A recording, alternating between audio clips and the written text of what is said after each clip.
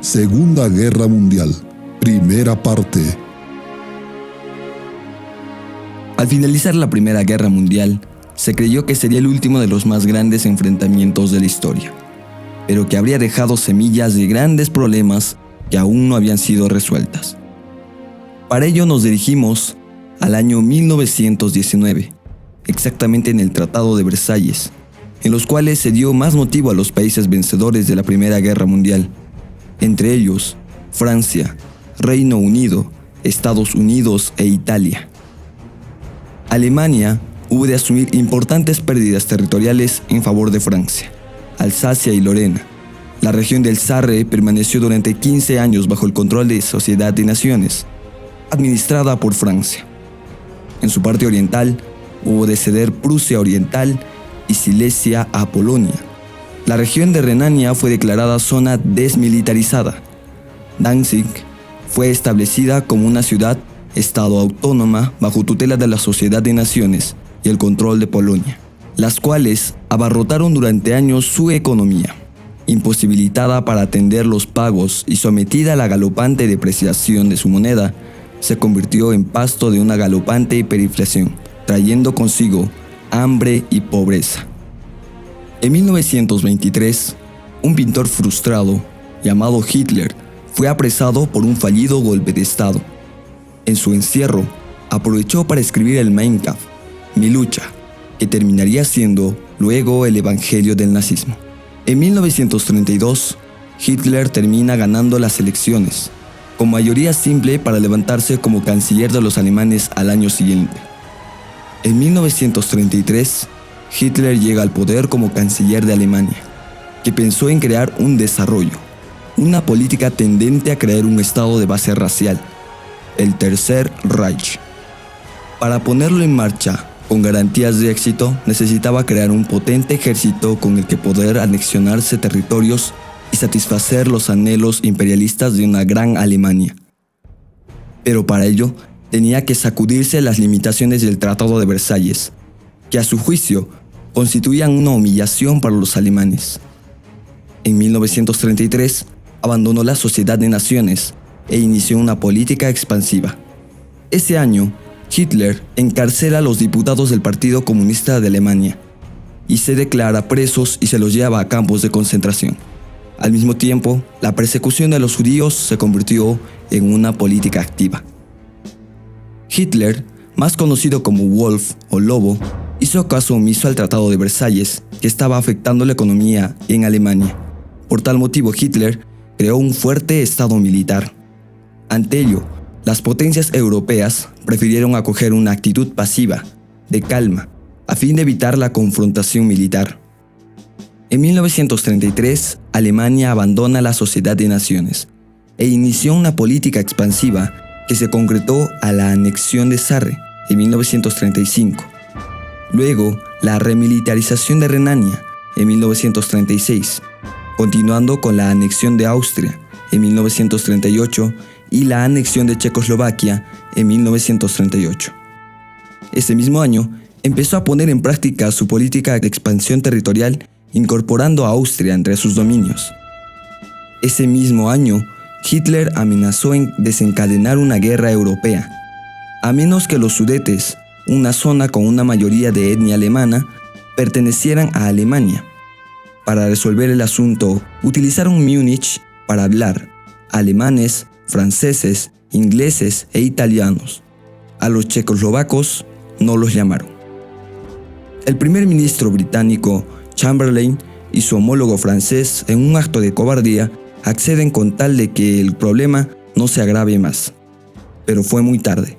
Al año siguiente, Hitler olvida su palabra y ocupa el resto de Checoslovaquia.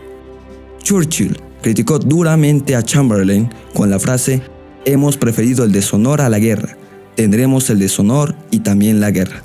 Aunque más adelante Churchill caracterizó a Chamberlain como un hombre recto, competente, bien intencionado, fatalmente perjudicado por una ilusoria confianza en sí mismo, que agrava una ya debilitante falta de visión y experiencia diplomática. Y así fue. Para construir un gran imperio, los planes de Hitler pasaban. Tenía que invadir Polonia. En septiembre de 1939, la defensa polaca no aguantaría la lucha en dos frentes a la vez. Un día más tarde, tanto el presidente polaco como el comandante huyeron a Rumania. El 1 de octubre, después de un mes de asedio de Varsovia, las fuerzas hostiles entraron a la ciudad. Las últimas unidades polacas se rindieron el 6 de octubre. Polonia, sin embargo, nunca se rindió oficialmente a los alemanes. Polonia era un país surgido de Alemania, Austria y Rusia. A los polacos se les había concedido una franja de tierra para que el país tuviese una salida al mar Báltico, a través del corredor de Danzig, partiendo a Alemania en dos. En agosto de 1939, el comunista Stalin y el anticomunista Hitler, dos líderes totalitarios, sorprenden al mundo con el pacto Ribbentrop-Molotov, un tratado germano-soviético de no agresión. Dos enemigos irreconciliables firmaron no atacarse. 9 días después del pacto, Hitler invade la parte occidental de Polonia. Este acto fue que provocó la Segunda Guerra Mundial. El tratado Ribbentrop-Molotov contenía cláusulas de no agresión mutua, así como un compromiso para la solución pacífica de la controversia entre ambas naciones mediante consultas mutuas. A ello se agregaba la intención de estrechar vínculos económicos y comerciales, otorgándose tratos preferenciales, así como de ayuda recíproca.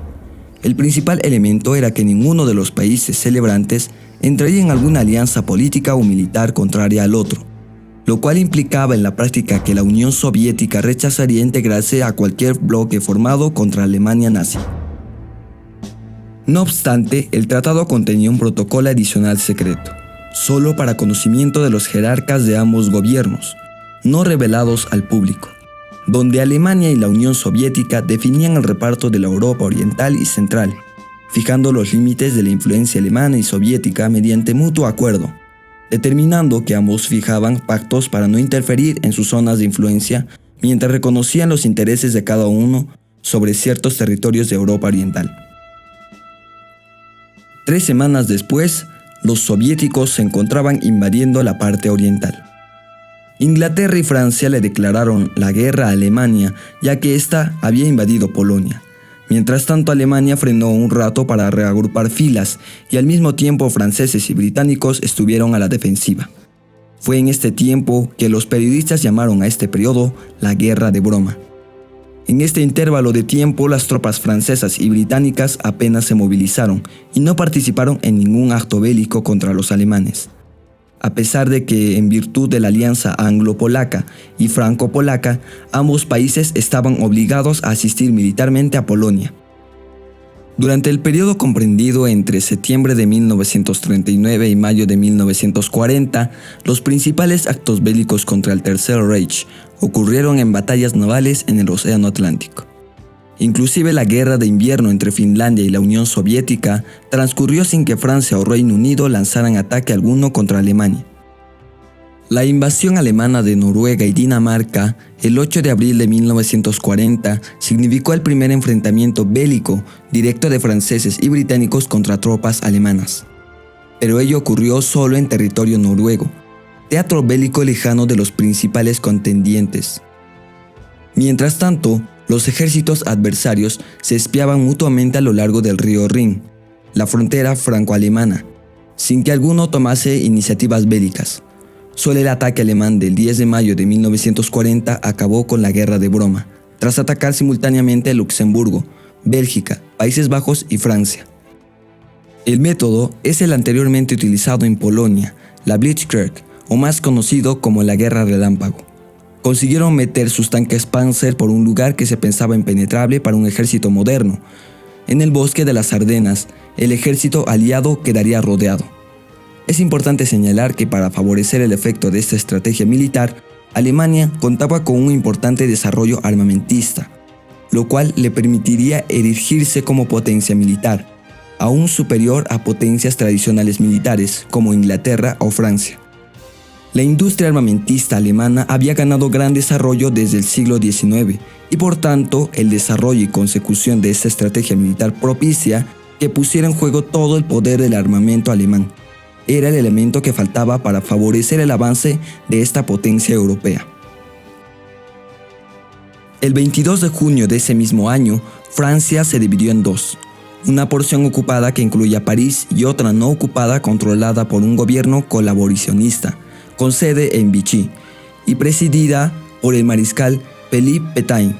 Se la conoció como la Francia de Vichy. Charles de Gaulle inmediatamente se declaró en contra del gobierno de Vichy y proclamó la Francia libre.